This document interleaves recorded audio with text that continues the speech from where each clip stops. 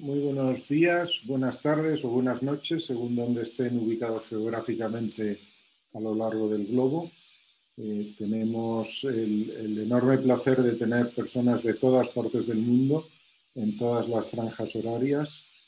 Por lo tanto, gracias por acompañarnos en esta octava edición del Global Pensions Program en la sesión de hoy.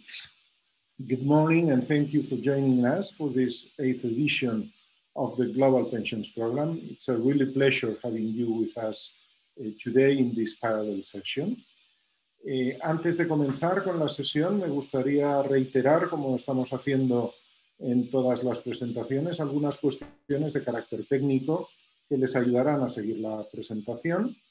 Los presentadores que tenemos en esta sesión van a realizar su presentación en español. Por lo tanto, todos aquellos que deseen escuchar la interpretación en inglés verán un icono en la parte inferior de sus pantallas donde pone interpretación. No tienen más que presionar ahí y seleccionar el idioma. Since presentations will be in Spanish, for the participants who wish to hear the interpretation, you will find an icon at the bottom of your screen that says Interpretation. If you click on this icon, you will have the option to choose the language. En el tiempo que dure esta presentación, sus cámaras y sus micrófonos estarán apagados, pero pueden enviarnos todas sus preguntas a través de la herramienta de Q&A, de preguntas y respuestas que verán también en su aplicación Zoom. Dado que es posible que recibamos muchas preguntas, queremos disculparnos anticipadamente si no podemos responder a todas ellas. Vamos a incluir todas las que no sea posible dado el tiempo que tenemos. En cualquier caso, antes de avanzar, sí nos gustaría saber de ustedes quién está conectado en este momento con nosotros. Va a aparecer un pop-up, una pregunta en su pantalla en este momento, preguntándoles sobre el rol que desempeñan cada uno de ustedes en su país. Les rogamos se tomen un minutito para responder a esta pregunta y esperamos sus respuestas. En un minuto damos continuidad.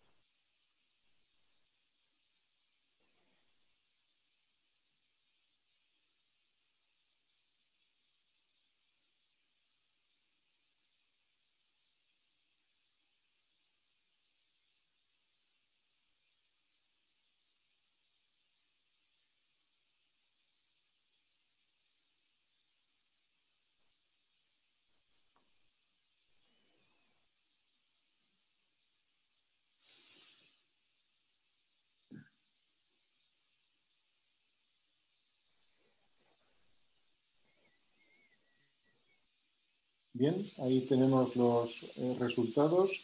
Bueno, hemos invertido la tendencia de muchas otras en las cuales las personas que se desempeñaban en el sector público eran mayoritarias. Ahora tenemos más personas en el sector privado, en este caso.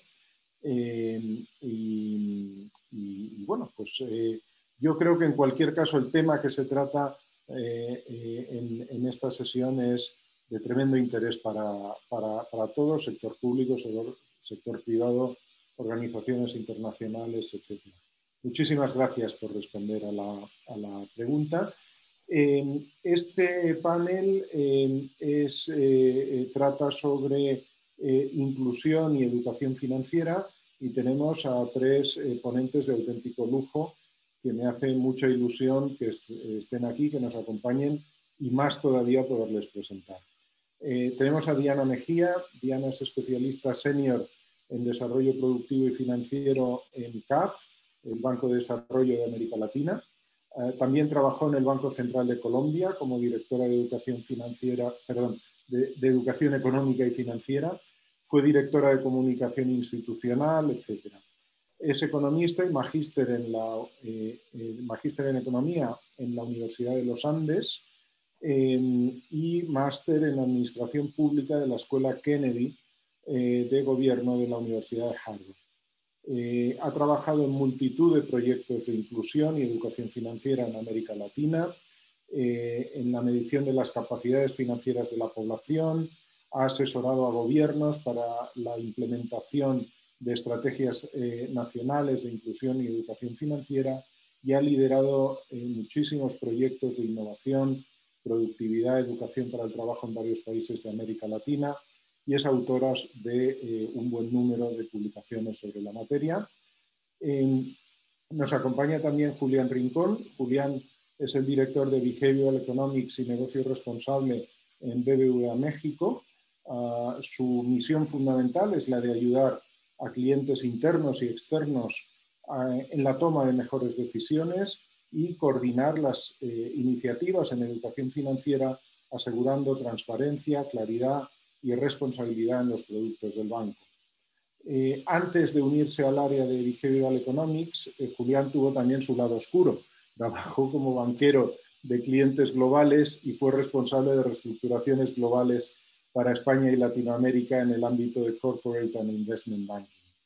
Es licenciada en Administración y Dirección de Empresas por la Complutense de Madrid, es CFA y máster en Finanzas por el ICADE y desde luego un auténtico experto en cuestiones de Behavioral Economics y de educación financiera. Y Gonzalo Camiña, Gonzalo fundó Opseeker, una startup en fintech en 2016, cuando solo tenía 27 años, a través de la cual proporciona soluciones tecnológicas basadas en la economía del comportamiento, en tecnologías chatbot, inteligencia artificial, con el objetivo de mejorar la salud financiera de las personas.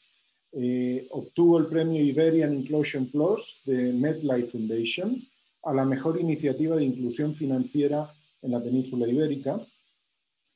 Ha sido también tiene su lado oscuro, ha sido trader en Nueva York y ha trabajado en Forex en UBS Londres.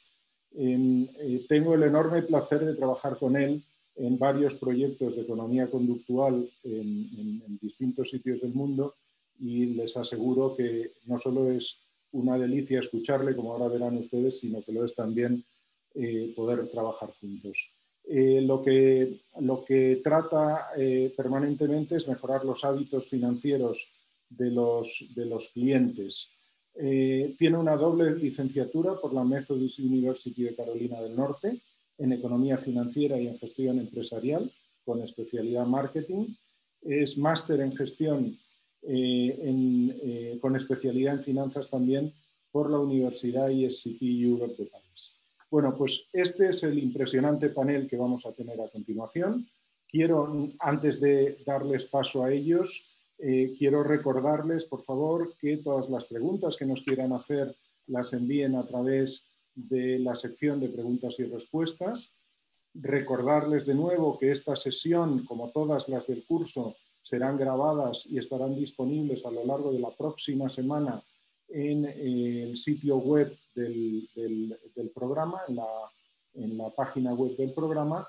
Y ya sin más, quiero terminar explicándoles que la mecánica que vamos a seguir es Diana va a introducir el tema con una exposición inicial y luego Gonzalo y Julián nos van a explicar en una presentación dialogada un caso práctico, que es el caso desarrollado, que se está desarrollando en BBVA México, y luego tendremos un tiempo de debate entre los tres ponentes antes de dar paso a todas sus preguntas. Sin más, Diana, por favor, cuando quieras, muchísimas gracias.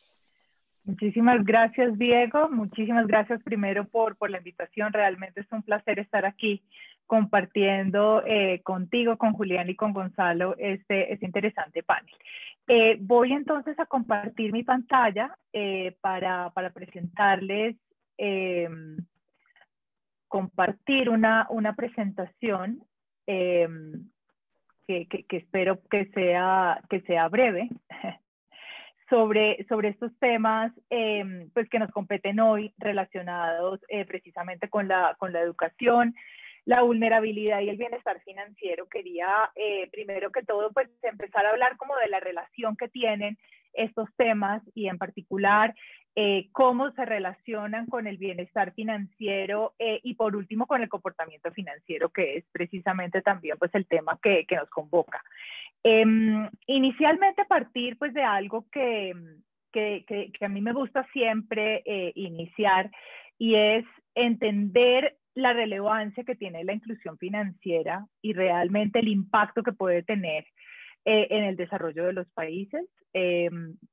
Sabemos que existe pues una amplia evidencia a nivel internacional acerca de la relación entre la inclusión financiera con la reducción de brechas de equidad, con una mayor productividad, un mayor bienestar económico y financiero, como vamos a ver más adelante, que va a presentar los resultados de un estudio reciente que realizamos en CAF, y la disminución de la pobreza. Y en particular vemos que la inclusión financiera genera externalidades positivas hacia el cumplimiento de al menos 7 de los 17 objetivos de desarrollo sostenibles. O sea que estamos realmente viendo que la inclusión financiera pues tiene un impacto importante, no solamente a nivel de desarrollo macroeconómico, sino también a nivel del impacto más micro, más de bienestar financiero de los individuos. No me voy a detener en la definición específica de inclusión financiera. Aquí lo que quiero resaltar es el carácter multidimensional que tiene la inclusión financiera. Muchas veces cuando se discute, y sobre todo en estos tiempos de pandemia, en particular en América Latina, en que los gobiernos han hecho unos esfuerzos muy importantes de bancarizar a la población para poder llegar de manera oportuna con los pagos de transferencias y de apoyos para mitigar los efectos de la crisis generada por la pandemia. Vemos en muchos de los titulares, por ejemplo, en el caso de Colombia, yo soy colombiana, vivo en Bogotá, y realmente pues el esfuerzo que ha hecho el gobierno ha sido impresionante de llegar a 3 millones de personas que antes no estaban bancarizadas, pero siempre vemos que los titulares hablan de que se incluyeron financieramente estos 3 millones de personas, o que ya se lograron las metas de inclusión financiera. Y yo siempre soy muy cautelosa y me gusta, digamos, partir de recordar el concepto multidimensional que tiene la inclusión financiera, y partir de que la inclusión financiera no está únicamente relacionada con el acceso financiero. El acceso financiero obviamente es un componente, es muy importante porque es el punto de partida, es la puerta de entrada que necesitan tener las personas para poder acceder a los productos y servicios financieros formales. Pero precisamente pues es uno de los elementos de la inclusión financiera, y hablamos, digamos, de que el acceso pues es el grado en el que estos consumidores nuevos o desatendidos pueden obtener estos productos y servicios financieros, obviamente pues ojalá que sean adecuados y a un precio asequible. Pero hay otros elementos muy importantes, como son el uso, y realmente sin garantizar el uso no podemos hablar de una inclusión financiera efectiva.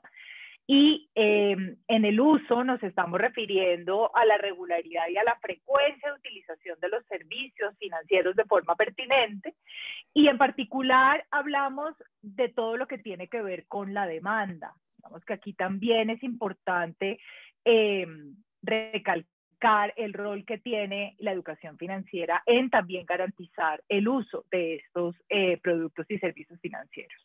Y por otro lado hablamos de la calidad. Y cuando hablamos de calidad nos referimos básicamente a la pertinencia de los productos y servicios financieros o al grado de satisfacción de las necesidades de los clientes con estos servicios ofrecidos por el mercado. Entonces aquí vemos que estas dimensiones realmente son las que conducen a una inclusión financiera efectiva, que realmente se constituye en un medio para lograr un fin, un objetivo último, que es el bienestar financiero, en lo que me quiero detener un poco más adelante. Entonces, aquí simplemente quiero significar que en América Latina, por ejemplo, digamos, aquí estamos viendo las barras azules de arriba, estamos viendo tanto el acceso a cuentas como el uso de cuentas en las economías desarrolladas. Si vemos, digamos, estamos hablando, eso son cifras del Global Findex, estamos viendo obviamente pues que la brecha entre acceso y uso es muy pequeña, estamos hablando, digamos, de un acceso cercano al 100%. Otra historia muy diferente son las economías emergentes. Vemos las líneas verdes, la línea punteada, lo que demuestra es el acceso a cuentas, que realmente vemos que ha tenido una tendencia ascendente, continua. Digamos que los gobiernos y el sector financiero han hecho unos esfuerzos muy importantes en garantizar un mayor acceso. No obstante, la línea sólida lo que nos muestra es ese uso, y realmente lo que vemos es que el uso se ha mantenido bastante quieto. Digamos que lo que estamos viendo es que esta brecha entre acceso y uso ha tendido a ampliar en el tiempo, pues desde que se tiene la medición del Global Index, y digamos que esto un poco pues lo que vemos hasta 2020 pues son los pronósticos a partir de estas tendencias. Entonces un poco digamos aquí lo que quiero significar es realmente no podemos estar hablando de que el acceso deriva automáticamente en inclusión financiera. Hay otros factores más importantes y es en lo que me quiero también detener más adelante. Y uno de los temas, y precisamente que está muy relacionado con el tema del uso, además de otros temas, digamos, que tienen que ver con otras barreras, como la confianza, como temas relacionados también con información, pero uno de los temas que vemos que es un determinante del uso es la educación financiera. Aquí en la pantalla ven, estos son resultados de la encuesta de la metodología de la OECD. Nosotros en CAF hemos venido utilizando esta metodología para realizar encuestas de medición de capacidades financieras en este momento en 7 países de la región. No me voy a detener mucho en esto, simplemente para demostrar que realmente los países en América Latina pues están bastante rezagados con relación al promedio del G20 y al promedio de la OECD. Digamos que tenemos siempre pues países que están punteando. Es importante ver que siempre en este índice de educación financiera pues lo descomponemos entre subíndices, que son el conocimiento financiero, el comportamiento financiero y la actitud financiera. ¿Y por qué, digamos, estos temas de comportamiento son tan importantes? Y que pues es uno de los temas de este panel, y que quiero resaltar más adelante precisamente con los resultados de este estudio de medición del bienestar financiero en América Latina. Entonces, en educación financiera también, digamos, vemos pues unas diferencias importantes entre grupos poblacionales. Una de las diferencias más importantes que vemos en América Latina es en género. Aquí esos son resultados de las encuestas de capacidades financieras en los 7 países de la región en donde las hemos adelantado hasta ahora. Y vemos que existen pues unas brechas importantes. Vemos algunas razones detrás de las brechas de género, como que las mujeres, vemos a partir de los resultados en promedio de las encuestas, son menos seguras que los hombres respecto a sus conocimientos y habilidades.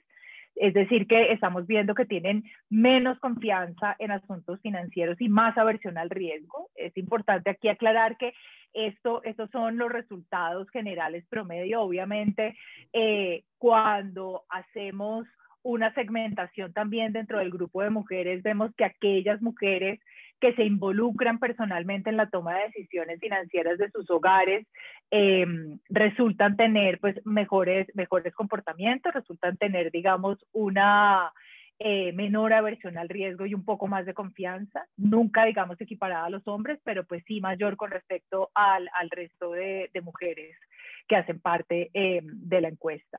Por otro lado, vemos que las mujeres y los hombres tienen diferentes estrategias para hacer frente a las situaciones extremas.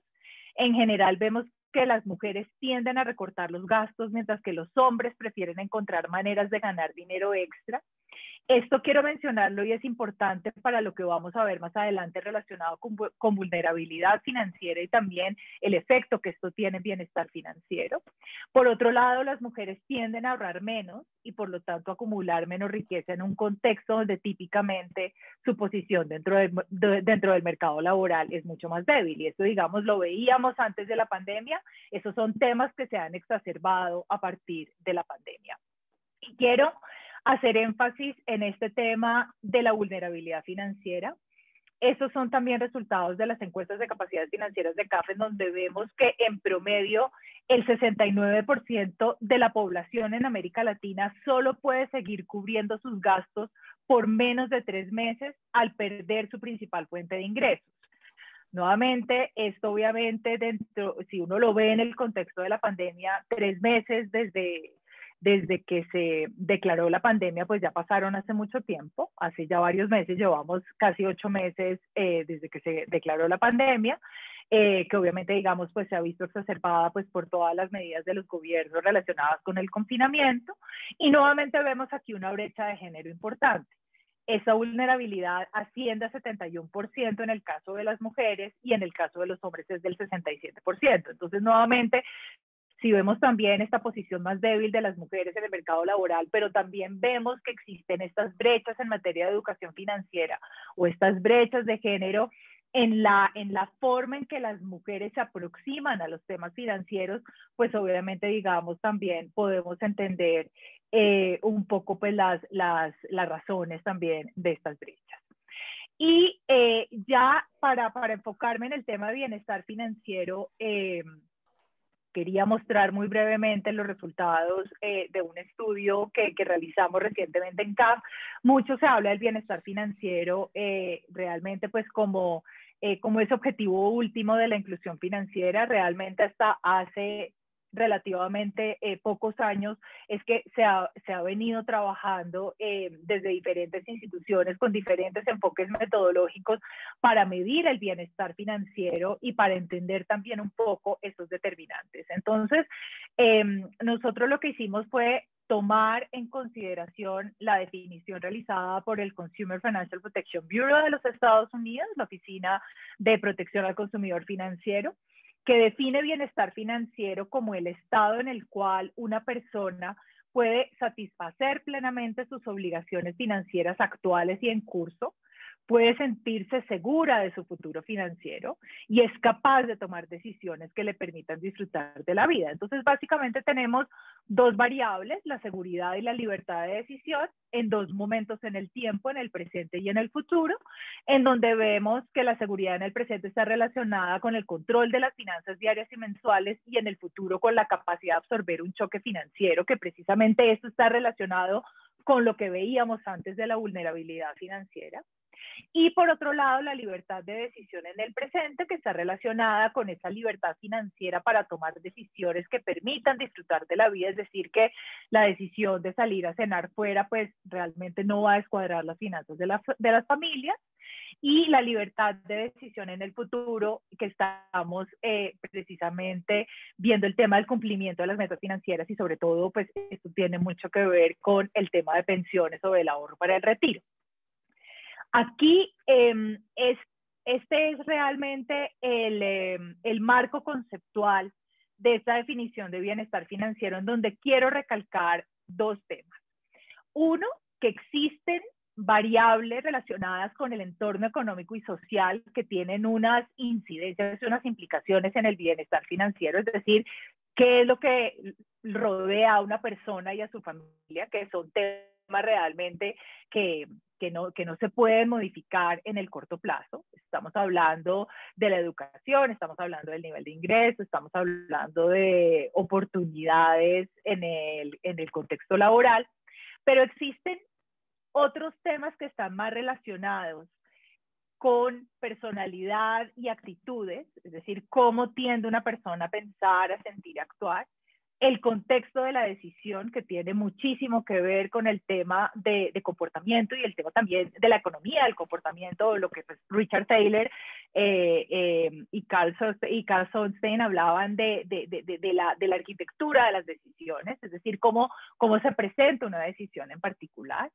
y temas relacionados con conocimientos y habilidades, es decir, qué sabe una persona y cómo sabe hacerlo, que en últimas tiene obviamente esta incidencia en el comportamiento y por ende en el bienestar financiero personal. Y digamos que me quiero concentrar aquí porque nuestros resultados son muy importantes en el sentido en que realmente se resalta esa importancia de los temas relacionados con el comportamiento y su incidencia en el bienestar financiero personal. Esto es básicamente para mostrar el cálculo que hicimos de este índice utilizando esta metodología de la Oficina de Protección del Consumidor Financiero de los Estados Unidos. Vemos un promedio para los 7 países de la región, esto es un índice de 0 a 100. Vemos un promedio de 59 puntos con Chile a la delantera con 66 puntos y Argentina como pues el país digamos que está un poco más rezagado con 55 puntos. Pero en donde me quiero enfocar un poco y ya para terminar es en los resultados de los determinantes del bienestar financiero. ¿Cuáles fueron estos hallazgos más importantes? Primero, lo que encontramos es que existen variables clave que explican el bienestar financiero, tales como el ahorro, la comparación entre instituciones financieras antes de tomar una decisión de adquirir o no un producto financiero, y la participación en las decisiones financieras del hogar. Es decir, nosotros encontramos que claramente el ingreso y el nivel educativo son importantes y son determinantes del bienestar financiero. Sin embargo, lo que encontramos es que personas con menores niveles de ingreso o menores niveles de educación pueden llegar a tener niveles de bienestar financiero que se equiparan a los de aquellas personas que tienen mayores niveles de ingreso o mayores niveles de educación. Entonces, lo que vemos es que las actitudes y comportamientos que pueden llegar a ser maleables pueden tener un impacto significativo en el bienestar financiero de las personas. Por otro lado, encontramos que los conocimientos financieros también son importantes para el bienestar financiero y por eso es que consideramos que las entidades públicas y privadas deben implementar programas que promuevan las capacidades financieras de una manera efectiva, que puedan incorporarlos a través de estrategias digamos que involucren pues temas también que se deriven de los hallazgos de la economía del comportamiento, como la identificación de momentos para enseñar, momentos de aprender haciendo, estos refuerzos positivos o nudges, los recordatorios, las heurísticas y la personalización y la socialización, que son temas pues que se han visto que tienen un impacto importante en materia de educación financiera. Y por otro lado, encontramos algo que es bien interesante y que también yo creo que es muy importante para las entidades financieras, y es que aquellos individuos que comparan entre diferentes instituciones financieras antes de adquirir un nuevo producto tienen en promedio un mejor bienestar financiero que aquellos que no. Y también las experiencias previas con el sector financiero encontramos que tienen un impacto positivo y significativo en el bienestar. Y pues obviamente estos resultados pues tienen implicaciones importantes tanto para los reguladores como para las instituciones financieras que necesitan presentar esta información de una manera transparente para que los consumidores puedan elegir los productos que se adecúen a sus necesidades. Entonces, realmente lo que quisiera resaltar es que muchos de estos hallazgos del estudio de determinantes del bienestar financiero en estos países de América Latina realmente lo que demuestran es que los comportamientos tienen una incidencia importante en los niveles de bienestar financiero y que es importante identificar cuáles podrían ser esos comportamientos que tienen mayor incidencia en el bienestar financiero de las personas para que se puedan generar estas estrategias que pues al final deriven en un impacto positivo en el bienestar de tanto de las personas como de las familias. Entonces, me detengo aquí. Muchísimas gracias y quedo muy atenta al final para preguntas y para la discusión. Mil gracias, Diana, por esta magnífica introducción que nos va a servir para que nuestros dos siguientes ponentes, Julián y Gonzalo, puedan profundizarnos con sus experiencias. Entonces, por favor, quien quiera comenzar de los dos, Julián, tal vez tú. Venga, sí, empiezo yo. No, muchas gracias y yo creo que ha sido estupenda la introducción y felicitar a la CAF y a Diana por todo el trabajo que están haciendo, ¿no? Yo querría dar un poco de contexto, primero en México, con un par de datos muy básicos. En México, 3 de cada 4 personas reconocen que en algún momento han ahorrado, ¿no? Han ahorrado algo en su vida. Pero claro, de ellos, menos de un 50%, 40 y pico % de la gente ha ahorrado de manera formal, O sea, eso es muy poco. La mayoría de gente pues, lo hace en un colchón o en una hucha o en donde sea, ¿no? Cualquier sistema te sirve para guardar el dinero. Entonces, ¿qué está ocurriendo? Pues que de cara al retiro, hay el sistema de Afores público, pues te trae a través de las empresas un porcentaje del ingreso que tienes mensualmente, pero claro, esto computa como un 7% más o menos de todos los ingresos que tienen los empleados, cuando se estima que aproximadamente debería ser un 20%. ¿Qué quiere decir esto? Que un mexicano medio, para poder tener y salvaguardar un poco su futuro, debería trabajar pues durante 3 vidas de 80 años, ¿no? O sea que ahora mismo no están teniendo capacidad de montar medidas o la concienciación de la gente como para saber que en un futuro, cuando se retiren, no van a tener dinero ni capacidad para poder atender sus necesidades más básicas, ¿no? Entonces, esto es un tema muy, muy importante y claro, nosotros, BBVA, como banco líder en México, pues es una preocupación muy relevante, ¿no? Entonces, ¿cómo intentamos ayudar? ¿Cuál es la manera en la que podemos sentar las bases y ayudar, ¿no? Bueno, el banco tiene 2 principios básicos que nos mueven. Uno es ayudar a mejorar la salud financiera de los clientes y otro es también ayudar en la creación de un mundo más sostenible, ¿no? Garantizar un futuro sostenible, ¿no? Esas son como las dos prioridades. Y yo creo que la parte de educación financiera encaja muy bien con esta primera de mejorar la salud financiera. Pero claro, ¿qué pasa? Pues que la información solo representa, y hay muchos estudios sobre el tema, solo representa y es capaz de movilizar un 1% de tu cambio de comportamiento, se explica por solo la información. O sea, el resto pues es más por medidas por defecto o otro tipo de soluciones planteadas o como la arquitectura de elección de la que hablaba antes Diana, ¿no? O sea, no basta solo con informar. Nosotros, en educación financiera, llevamos ya más de 10 años trabajando.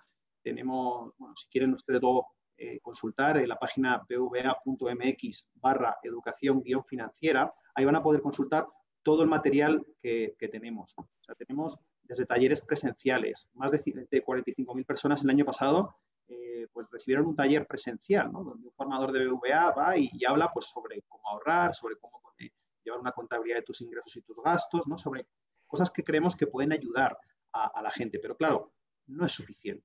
No es suficiente. También elaboramos notas, un montón de notas, casi 30 notas al mes, sobre temas interesantes del día a día de las personas que conectan con temas financieros, ¿no? Y tenemos mucho impacto, somos capaces de generar mucha atracción. Y bueno, pues luego ya les digo que tampoco quiero extenderme mucho, pero en la página lo tienen. Estamos consiguiendo atraer. Hay mucha gente que se interesa por el material que se presenta en la página, sus contenidos de BBVA. Tenemos hasta coaches financieros y muchísimas herramientas, todas ellas gratis. O sea, esto es algo que el banco destina un 3% de su utilidad a fomentar todo este tipo de programas. Y antes nos estábamos hablando con Gonzalo también sobre qué cosas podríamos contar. Bueno, contarles que Gonzalo nos está ayudando en BBVA a poder desarrollar un nuevo programa estratégico para poder ser capaces de trasladar esa atracción que estamos consiguiendo y de transformarla en un cambio de comportamiento, que es lo que realmente va a generar ese cambio en la forma de ahorrar, en esa previsión, ¿no? En cambiar los hábitos para mejorar la salud financiera de los clientes. Y nosotros estamos trabajando con un modelo que llamamos AMNG. Puede parecer un modelo de coche deportivo, pero realmente son acrónimos, ya sabes que nos encantan los acrónimos siempre. Pues la A es de atracción, ¿no? Hemos hablado antes bueno, pues hay que generar contenido interesante, contenido que la gente quiera visitar tu página, que vaya a los cursos, que atienda y demás. Eso lo estamos consiguiendo. Os digo que tenemos muchísimas impresiones de todas las notas que presentamos, de los webinars, de las llamadas a los coaches financieros, de talleres, etcétera. Pero eso no es suficiente. Tenemos que conseguir que esa atracción se traslade hacia una motivación. ¿Cómo? Generando contenido interesante, atractivo, contenido que a la gente pues, le resulte divertido incluso y que vean que es interesante. Yo creo que eso también estamos muy cerca de conseguirlo, ¿no? Con lo cual ya tenemos la mitad del camino, ¿no? Es AMNG. La A y la M la tenemos ya. ¿Cuál sería la siguiente? Y antes Diana pues, hablaba de Richard Thaler, de Cass Sunstein, del nudge, ¿no? La N de nudge, de ser capaces de movilizar a través de una arquitectura de elección,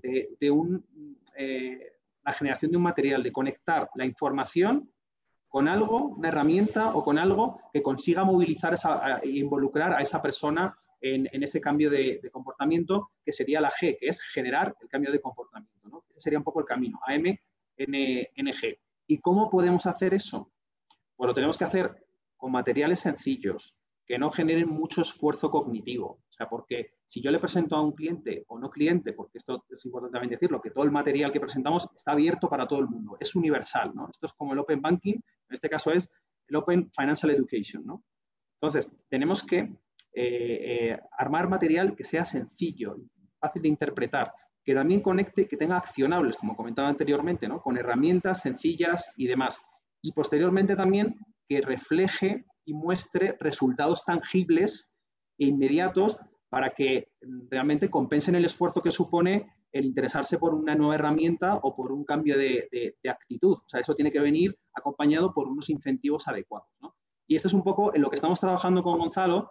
Y yo creo que, Gonzalo, si quieres, te doy la palabra o abrimos aquí el debate para que cuentes también pues, todo lo que estamos haciendo, ¿no? El AMNG, que luego pues parece muy rimbombante, pero luego se traduce en muchísimas iniciativas, en muchas cosas que estamos cambiando para pasar de atracción y de cumplir el expediente, ¿no? Porque es verdad que invertíamos muchísimo dinero, muchos recursos, dábamos muchos talleres, dábamos unas cifras impresionantes, tanta gente ha hecho el curso, han visitado contenido de educación financiera, hemos gastado tanto, estamos patrocinando Kidzania, estamos patrocinando muchas cosas, pero claro, eso, si no lo traducimos en un cambio de comportamiento y en una mejora de la salud financiera, no sirve para nada.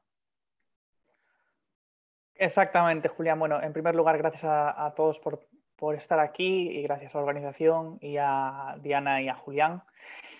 Yo creo que tú lo has dicho, es decir, el único objetivo de la educación financiera es mejorar la salud financiera. Y si ese es el objetivo de la educación financiera, cualquier proyecto relacionado con ella debería estar midiendo si está mejorando esta salud financiera. Es decir, debemos medir este cambio de comportamiento para entender si todos nuestros esfuerzos están actuando a favor de ello. Y yo creo que BBVA se ha dado cuenta de esto quizás antes que otras muchas instituciones y ha decidido apostar por ello. Es algo muy complejo conseguir que una institución financiera se dedique a medir temas que son tan de largo plazo, porque estamos hablando de que para medir este cambio de comportamiento tenemos que realizar ahora acciones que van a estar midiéndose durante 1, 2 o 3 años para ver si ese cambio de comportamiento realmente existe. Y es muy complejo que una institución financiera sea capaz de hacerlo. ¿Qué pasa? Que BBVA México tiene educación financiera. Y esta área es un área que está llena de magníficas personas y de muchas personas además, porque tiene, como dice Julián, tiene un presupuesto interesante. Y estas personas lo que hacen es que realmente para ellas uno de sus objetivos en la vida es ayudar a los demás. Y lo que los mueve no es tanto una venta de un producto, no es tanto el conseguir un lead, sino es motivar a las personas a que generen mejores hábitos financieros. Y esa es la base de todo. Al tener esa base del grupo de personas, es más fácil trabajar de cara a conseguir que un programa que consiga traer, como dice Julián, una barbaridad, pero cuando dice el mucho no quiere decir números, pero son millones de personas al año que consiga traer este programa a través de todas sus iniciativas. Y es un ejercicio de mucha humildad el decir que eso no llega, porque muchos se quedarían ahí, estarían muy contentos diciendo estos números y comunicando estos números, pero ellos quieren ir más allá, quieren realmente poder, con este modelo, motivar a las personas a consumir mejor el contenido, con contenido más atractivo, contenido que utiliza estos componentes conductuales de los que hablaba Julián. Pero no solo eso, sino que este contenido les ayude a hacer un nudging que es como, digamos, un impacto inmediato en el que consiguen realizar una acción que mejora sus finanzas. Pero esta acción tiene que mantenerse en el tiempo y eso es lo complicado. Es decir, tiene que generar un cambio de comportamiento. Y esto lo consiguen, pues, por ejemplo, con la figura de la que hablaba antes de coaching financiero, que yo creo que para nosotros se está convirtiendo en una figura central en el proceso de educación financiera, porque como sabéis todos, Richard Thaler mencionando lo que dicen los psicólogos, para conseguir crear un hábito hace falta práctica continua y feedback inmediato. Y esto es justamente lo que se consigue hacer con el coaching. Permitir esa práctica continua de las personas y el feedback inmediato, porque además es una persona con la que puedes contactar muchas veces si quieres, y es completamente gratuito. Es decir, es un servicio a la sociedad que realmente yo no he conocido en otras instituciones, la verdad. Y esto es tremendamente importante. Y cuando hablamos de este coaching, por ahora sí que es verdad que se hace a través de llamadas telefónicas, pero nosotros vemos un futuro en esto, que este coaching puede tomar muchas formas. Y esto puede también servirnos para un poco romper esas barreras que tiene el hecho de trabajar con una persona cuando tú tienes muy poquita conocimiento de un tema. Nos cuesta hablar de ello con alguien. Y quizás aquí pues otras tecnologías que estamos empezando a estudiar pueden ayudarnos para romper este hielo e ir trabajando con ellos. Porque realmente creemos que aquí está el kit. Si conseguimos que la sociedad consiga trabajar de manera habitual ciertos conceptos financieros, vamos a conseguir ese cambio de comportamiento tan importante que se va a traducir en un montón de externalidades que van a hacer que la sociedad mexicana mejore en sus finanzas pues, de una manera potente, porque BBVA llega a un porcentaje muy elevado, la verdad. Que Gonzalo, hay un tema ahí y lo hemos hablado cuando estamos trabajando un poco en el desarrollo del coaching financiero, ¿no? Es un servicio gratuito, es una persona, bueno, es un grupo, es un equipo de personas que están al otro lado del teléfono con una formación financiera muy fuerte y de dar consejos, de asesoramiento. Entonces, tienes ese teléfono gratuito que tú puedes llamar en cualquier momento, contar tu problema financiero de forma absolutamente anónima y confidencial. No vas a tener que exponer nada, simplemente es hablar de tus problemas y alguien te va a asesorar con un conocimiento financiero y luego, además, puedes ser cliente o no cliente, ¿no? Y hablábamos de eso mismo que comentabas, ¿no? Que a la gente le cuesta hablar del dinero, ¿no? Y de sus finanzas. Son temas como tabú, nos cuesta mucho, gente que está emproblemada no quiere hablar de esos problemas, o sea, parece como que quieres esconder todo eso en lugar de poder a lo mejor compartirlo con alguien, con una tercera persona que encima tiene formación y te puede asesorar y en ese momento de estrés, ¿no? Ya sabemos que el dinero genera muchísimo estrés, ¿no? Pues tienes esa persona que es casi un psicólogo al otro lado. Y hay una fricción muy importante por parte de los usuarios para poder tomar esa decisión y dar ese paso, ¿no? Yo creo que ese es un poco el problema que tenemos o uno de ellos que tenemos que resolver, enfocado en este caso, por ejemplo, en el coaching. Sí, correcto. Yo creo que al final aquí es un juego de ir encontrando las barreras e ir también trabajándolas para que se conviertan más como en toboganes.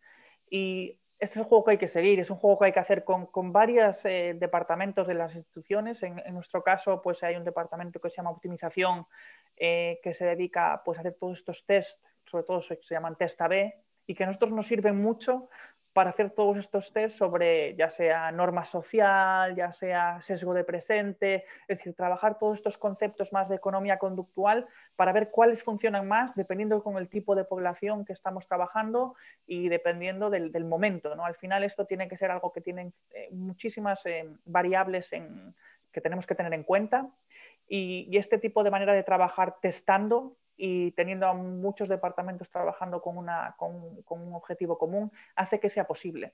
Lo que no dice que es sencillo, es algo muy complejo porque cada departamento tiene sus KPIs, sus objetivos, pero yo creo que si las instituciones quieren comenzar a crear realmente o generar un impacto en el tema de educación financiera, deben crear un área que esté completamente separada y que tenga capacidad de decisión y un presupuesto digno y que tenga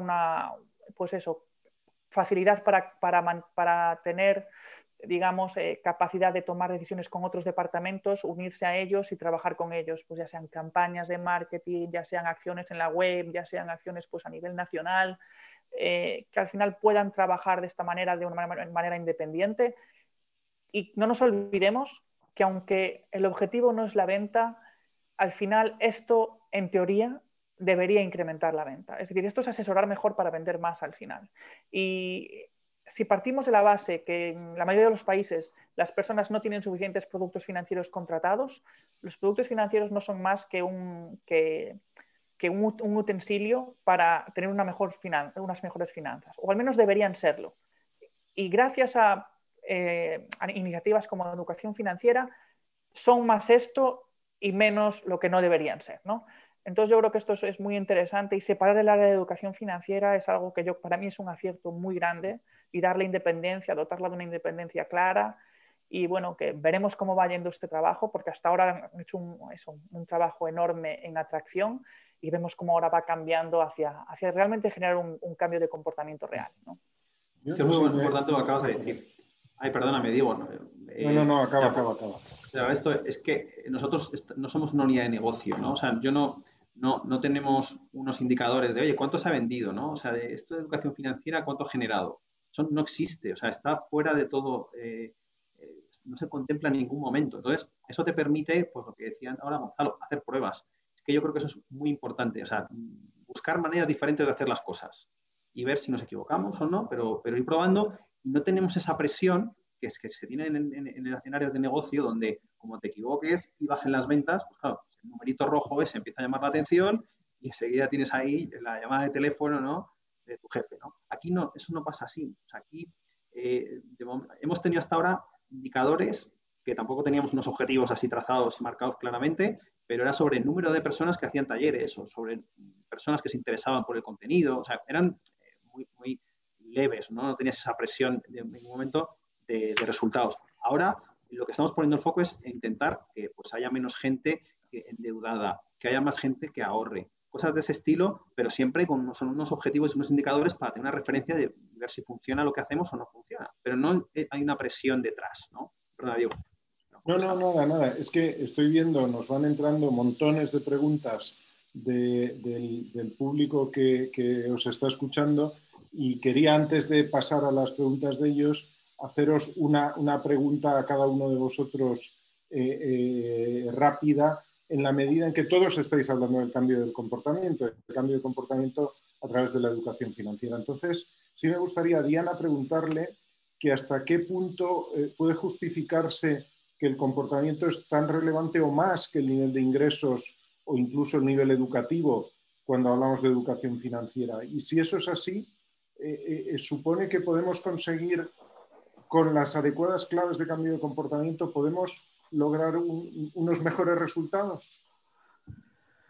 Muchas gracias por tu pregunta, Diego. Sí, realmente uno de los resultados más impactantes que tuvimos es cuando encontramos que, obviamente, pues de acuerdo con toda la intuición, tanto el nivel de ingresos como el nivel educativo, digamos que pues, siempre pues, van a ser determinantes tanto de la inclusión financiera, de la educación financiera y también, digamos, lo esperábamos en esta medición de bienestar financiero. Sin embargo, lo que empezamos a ver fue un traslape muy importante entre los niveles de bienestar financiero de la población con menores niveles de ingresos y educativos con los de mayor.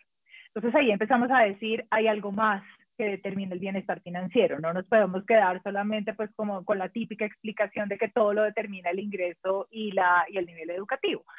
Y realmente lo que vemos es que, y lo mencionaban Julián y Gonzalo, cuando hablamos obviamente de bienestar o de salud financiera, pues también hablamos del estrés financiero y que todos estos temas financieros realmente, digamos, repercuten en niveles de estrés financiero.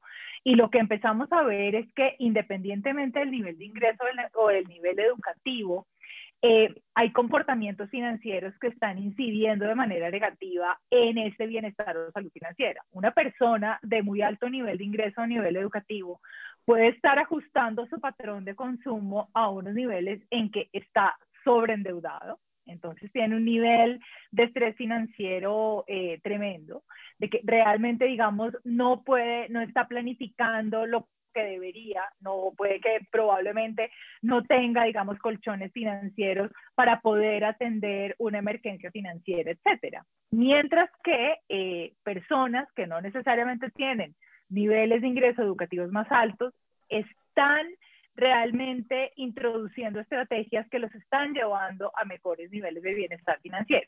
Y ahí es en donde, en el análisis que hacemos de los determinantes, encontramos que hay otros determinantes muy relacionados con comportamiento que realmente están implicando que, digamos, que tienen una mayor incidencia en estos resultados. Por ejemplo, hay algo que nos pareció interesante y es que aquellas personas que ahorran o que tienen este hábito o esta actitud hacia el ahorro tienen mejores niveles de comportamiento que los que tienen acceso a un crédito. O sea, el simple hecho de tener acceso a un producto financiero puede que tenga una incidencia, pero vemos que tiene aún más incidencia el hecho de que una persona tenga una actitud hacia el ahorro. O esta actitud, digamos, de poder comparar, de decir, no, un momento, me están ofreciendo esto, pero yo quiero ver qué otras opciones tengo en el mercado. O poder comparar entre productos financieros, cuál es el producto financiero que realmente le implica mejores niveles de salud financiera para su momento actual. Entonces, digamos que ahí para nosotros fue muy interesante ver que los resultados más importantes que encontramos están más relacionados con temas de comportamientos y de actitudes financieras que con estos temas, digamos que son más evidentes como los niveles de ingresos y de educación. Es un insight sumamente interesante, Diana. En ese sentido, sí, Julián, y vinculando un poco a todo esto, en el ámbito del comportamiento, ¿cómo podemos trabajar ese gap que estáis explicando entre intención y acción? La pregunta del millón de dólares o del billón, ¿no? Desde luego que es muy complicado, pero o sea, por dar un poco 3 consejos o 3 líneas que se pueden seguir, lo primero es que la decisión tiene que ser muy simple. O sea, tenemos que mostrar, presentarlo de manera muy sencilla y que sea contextual. Y ahora os pondré un ejemplo para que lo veamos más fácil, ¿no? Eso es lo primero. Lo segundo, tiene que haber un esquema de incentivos también. O sea, que la persona que vaya a decidir tiene que ver algo que llame la atención para hacer eso. Y luego tenemos que dar feedback una vez que lo haga. Por ejemplo, bueno, si queremos que la gente ahorre para el futuro y sabemos que van a recibir el aguinaldo ahora, dentro de nada, ¿cómo simplificamos eso? Pues no, antes de que reciba el aguinaldo, mandamos una comunicación muy contextual, como digo yo, decía antes, diciéndole, oye, ¿por qué no destinas de tu aguinaldo futuro, que va a ser de X, ¿no? Con inteligencia artificial podemos ya con data anticiparnos a eso y decir, oye, de ese dinero que recibas, ¿por qué no un porcentaje lo destinas a tu ahorro? Y luego encima le decimos el incentivo, pues a lo mejor te damos un 3 o un 4% adicional a tu contribución y que sepas que ese dinero en 20 años va a ser tanto, ¿no? O sea, yo creo que ahí eso es un poco como hay que presentarlo. Y luego ya después, pues ir dándole feedback recurrentemente para que no olvide lo que hizo, ¿no? O sea, yo creo que ese sería un poco un ejemplo, pero claro, es muy difícil, ¿eh? O sea, es que cada situación es compleja porque la intención, quiero adelgazar, ¿no? O quiero llevar una dieta sana. Las patatas fritas, yo creo que nadie aquí podría defender que sean buenas para la salud, ¿no? Y todo el mundo sabe que son malísimas, pero cuando te las presentan y las ponen en un bol, te las comes, ¿no? Entonces, no solo es cuestión de información y de intención, ¿no? Luego tiene que haber una acción. ¿Qué acción en ese caso? No las pongas las patatas, no las compres, ¿no? Claro, claro. Oye, y Gonzalo, ya que el comportamiento es clave en todo lo que nos estáis explicando, ¿tú crees que pequeños cambios de comportamiento, porque nos estáis explicando que es difícil, pero ¿crees que pequeños cambios pueden lograr de verdad mejoras reales en la salud financiera? Es una buena pregunta y yo creo que sí, yo creo que es la única manera de conseguir un cambio real es mediante estos pequeños cambios. Por supuesto que existen personas que pueden hacer cambios bruscos en su vida, sobre todo si tienen una situación que les hace cambiar, algo exógeno, pero cuando es de una manera endógena es muy complicado cambiar bruscamente. Entonces lo que deberíamos intentar conseguir es ser arquitectos de decisión de nuestras vidas. Y como decía ahora mismo Julián, de no compres las patatas, pues no te pongas en situaciones en las que vas a tener esa necesidad de consumir algo en el presente para que no caigas en los problemas, ¿no? Entonces esto es clave. Pero además de eso, yo creo que aquí lo más interesante es que no solo no nos pongamos en las malas, sino que empecemos a trabajar las buenas, que empecemos a generar hábitos positivos que sí que nos ayuden a empezar, por ejemplo, a ahorrar. Y para esto se están creando un montón de funcionalidades en las instituciones financieras tradicionales y están haciendo un montón de fintech, es decir, se está creando muchas opciones para poder hacerlo de esta manera.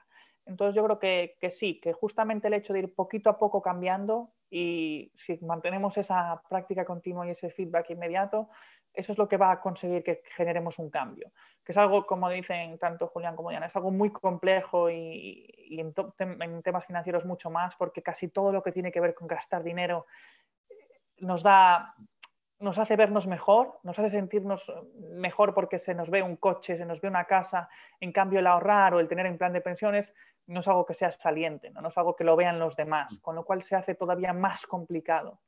Con lo cual yo creo que es muy difícil, pero sí hay que ir con este poco a poco cambiando la mentalidad. Sí. Gracias. Bueno, vamos a dar paso a las preguntas de la audiencia. No vamos a poder responder todas porque tenemos muchísimas.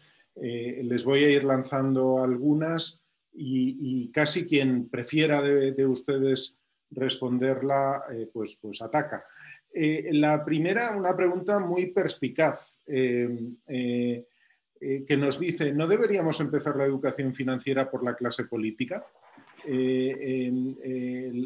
La persona que nos pregunta dice que probablemente reduciría las desigualdades que tanto el sistema como el virus están agrandando. ¿Qué me dicen? Esta os la dejo a vosotros. Diana, el tema de política, te lo dejas. Venga. Bueno, Diana, ¿le das tú? Yo diría que Sí. desde luego que sí, por supuesto, creo que deberían, ¿no? Se les supone en el cargo, ¿no? Pero deberían tener esa educación financiera, porque el lanzamiento de políticas y de iniciativas, por ejemplo, la donación de órganos, ¿no? Siempre ponemos el ejemplo, ¿no? Entre Austria y Alemania. En Austria el 90 y tantos, 99% dona órganos, sin embargo en Alemania pues poco por debajo del 20%, ¿no? ¿Por qué? Pues porque eres donante por defecto en Austria y no en Alemania. ¿Eso quién lo dicta? Los políticos, ¿no? Entonces aquí, y luego sin embargo tú preguntas a la gente en Alemania o en Austria y tiene la misma intención, ¿no? La misma intención los dos de ser solidarios y de tal, que es bueno donar órganos. Pues aquí igual, los políticos deberían de lanzar medidas que fuesen enfocadas a potenciar el ahorro, a fomentarlo, pues los planes de pensiones, pues si no llega con un 6%, pues habrá que incrementarlo, habrá que complementarlo de alguna manera, ¿no? Pues, pero claro, desde luego que sí, fundamental. Gracias. Diana, creo que te voy a hacer esta a ti. Por tu visión global y objetiva. Nos dicen desde su experiencia, ¿cuál ha sido el motivador más efectivo o que mejor resultado haya dado para romper algunos paradigmas de las personas respecto a la importancia de mejorar las finanzas personales o de los productos financieros y sobre todo romper la desconfianza de las personas en las instituciones financieras y luego poder cambiar el comportamiento? Esto es un tema... Esto es un tema muy grande. Daría ¿no? para un seminario completo Seguro. el tema de confianza, porque realmente, digamos, cuando vemos las barreras a la inclusión financiera, realmente vemos tanto, digamos, barreras desde la oferta, entonces, digamos, vemos también temas de accesibilidad, de infraestructura, etcétera. Pero desde la demanda, de las principales barreras es la falta de confianza. Realmente lo que yo he visto, digamos, sobre todo en América Latina, que es, digamos, en donde pues, trabajo y en donde pues, tengo un poco más de conocimiento, es que realmente es un poco contraponer la situación. Es decir, si no es el sistema financiero formal, es el informal. ¿Cuáles son las implicaciones del informal? Entonces, por ejemplo, en el caso de Colombia, la Asociación Bancaria empezó una campaña que me pareció muy, muy, muy buena en medios de comunicación y a través de sobre todo, digamos, pues, periodistas, digamos, que tienen bastante influencia, relacionada, digamos, un poco a qué pasa cuando una persona toma la decisión de entrar en el sistema financiero informal, o digamos lo que aquí normalmente se llama el gota a gota, que son, digamos, estos prestamistas y que terminan pues pagando tasas de interés muy altas que muchas veces, digamos, las personas ni siquiera entienden cuál es la diferencia entre lo que tienen que pagar en el sistema financiero informal y lo que deberían estar pagando en el sistema formal, así sea una microfinanciera. Y digamos, tratar de mostrar esas diferencias, o sea, de dar esa información. Eso yo creo que es, digamos, como el primer paso. Pero obviamente es muy complejo, digamos, el tema de la confianza. Yo creo que también ahí es un tema de trabajar, no solamente en los temas de educación financiera y de cambios de comportamiento, sino también que las entidades financieras diseñen productos que sean pertinentes para la población, o sea, realmente que no se piense tanto a nivel de productos, sino de soluciones, o sea, que el cliente esté en el centro de la decisión y que se empiece a pensar, porque, por ejemplo, esa gráfica que yo mostraba, esa gran brecha entre acceso y uso, sí, mucho es falta de confianza, mucho es también temas de educación financiera, pero mucho también tiene que ver con la pertinencia y con la calidad de los productos y servicios financieros, que también nuevamente pues está nuevamente vinculado a la confianza. Entonces yo creo que ahí también hay unos temas que se retroalimentan, pero que cuando yo soy una mujer que vive en una población rural y no encuentro productos y servicios financieros que realmente estén adecuados a mis necesidades, pues realmente prefiero irme con el informal o prefiero simplemente tener mi plata debajo del colchón. Entonces, digamos que yo creo que ahí hay varios mecanismos que hay que trabajar y hay que prestarles atención. Bueno, has sido capaz de resumir, has sido capaz de resumir en 3 minutos todo un seminario, enhorabuena. Ha sido fantástico. ¿Qué querías añadir, Gonzalo? Mira, que lo que hemos estado estudiando desde que empezamos nosotros en Opseeker es justamente cómo generar confianza para que las personas, trabajando con varias instituciones financieras, para que las personas pues empiecen a confiar de nuevo y tomen las acciones necesarias. Y todo tiene, como dice Diana, todo tiene que nacer del usuario. Tenemos que entender sus necesidades. Entonces, conociendo sus necesidades, que es algo que no es por nada, pero BBVA lo está haciendo de una manera fantástica en México, entendiendo sus necesidades puedes crear contenido para ellos. Contenido en el que no tienes ningún call to action de vender nada, sino contenido que lo que hace es proporcionarles información pragmática para mejorar su estado financiero. Una vez haces eso una y otra vez y otra vez y otra vez sin pedir nada a cambio, cambia la estructura mental. Empiezas a generar esa confianza, empiezas a generar ese efecto de reciprocidad, ¿no? Entonces yo creo que las instituciones financieras deberían empezar a trabajar eso, a trabajar las necesidades. Ahora hay mecanismos estupendos como en Google que puedes mirar el sentimiento, mirar qué palabras está buscando, qué están pidiendo, pues creas contenido sobre esas palabras, les ayuda realmente, y una vez que comienzas a ayudarles y que continúas ayudándoles es más sencillo que empiecen a verte como digamos un referente en ello y ya puedas empezar a trabajar temas más que requieran venta quizás de producto. Pero yo creo que eso es lo importante, el no intentar empujar producto desde el principio, sino intentar crear una relación con él. Y eso es algo que con los departamentos de marketing no casa muy bien, pero debería ser el futuro de las instituciones financieras si quieren mantenerse relevantes. Gracias. Estamos fuera de tiempo, pero me permiten una pregunta última para todos, muy rápida, por favor. Empiezo por ti, Gonzalo, ahora tú que vienes del ciberpunk. Libertad financiera. Libertad financiera, ¿cómo ejercer la libertad financiera, cómo implementarla en programas que buscan el bienestar financiero? De eso me gustaría de los tres una respuesta muy rápida. ¿Cómo la libertad financiera, llegamos a la libertad financiera a través de la educación financiera? ¿Cómo está ese dilema? Vale. Comentando mi parecer es que la libertad financiera no debería ser el objetivo de nuestra vida. Es decir, para mí el trabajo es algo que se debe mantener. Yo creo que las personas deberían retirarse como cuando se creó el retiro en Alemania, que estaban retirados 2 o 3 años. No tienes que estar retirado 25 años. Yo creo que debemos producir para que el mundo evolucione más deprisa, no intentar crear mucha riqueza y luego echarnos a dormir. Con lo cual yo el concepto de libertad financiera no lo comparto para nada. Yo quiero trabajar toda mi vida, quiero tener que ganar dinero toda mi vida, ya tenga mucho o poco, eso ya lo veremos, pero no, ese concepto a mí no me vale como un objetivo vital. Julián. Pues A ver, difícil la pregunta, pero sí que creo que nosotros lo definimos la libertad financiera como tener ese colchón, ¿no? Que te permite, te evita tener ese estrés, ¿no? Incluso había un anuncio donde te podías ir de viaje porque tenías ahorrado y dejabas de trabajar durante un tiempo, ¿no? Yo creo que al final se trata de que tengas una vida equilibrada entre el trabajo, la vida personal, y hay que evitar que todo lo que tenga que ver con el dinero y con la gestión del dinero te, te desequilibre ese balance entre las dos cosas. O sea que al final la libertad financiera para uno será diferente de la de otro, y yo creo que tienes que buscar tú ese equilibrio, y los bancos tenemos que ayudar a que tú lo encuentres, a que mejore tu salud financiera y lo tengas. Gracias. Diana, ¿nos cierras tú el debate? Yo lo cierro. Bueno, para mí realmente, pues a mí me gusta mucho la definición de bienestar financiero de la Oficina de Protección al Consumidor de los Estados Unidos, que habla de la libertad de decisión.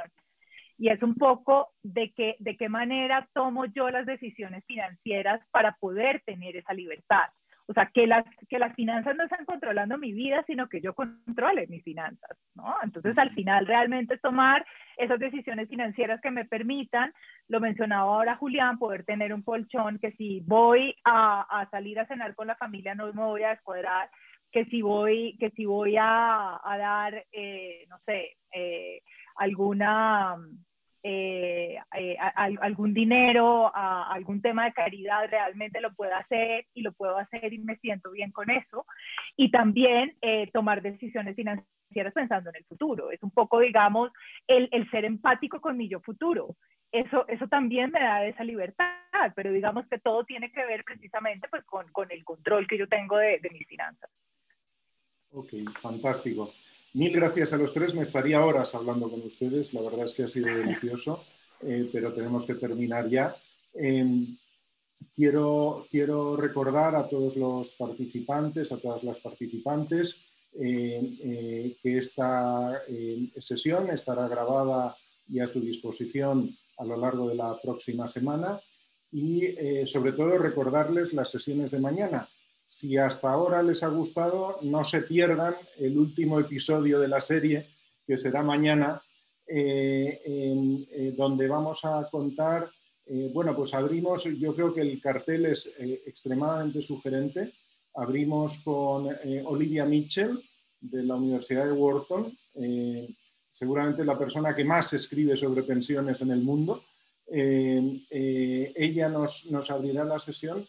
Luego tendremos al Dream Team de los multilaterales. Vamos a tener a 5 personas representando a 5 instituciones multilaterales que nos van a estar dando su visión sobre la situación actual y las pensiones post-COVID. Y cerraremos con un político que sí tiene educación financiera, que es el ministro español de Inclusión y Seguridad Social, José Luis Escrivá, que la está armando ahora en España, está revolucionando la seguridad social y el tema de pensiones, y supongo que mañana nos contará un poquito de ello. No se lo pierdan, vengan con nosotros mañana, que seguimos, les prometemos, no sé si mejor, pero como mínimo igual que hasta ahora.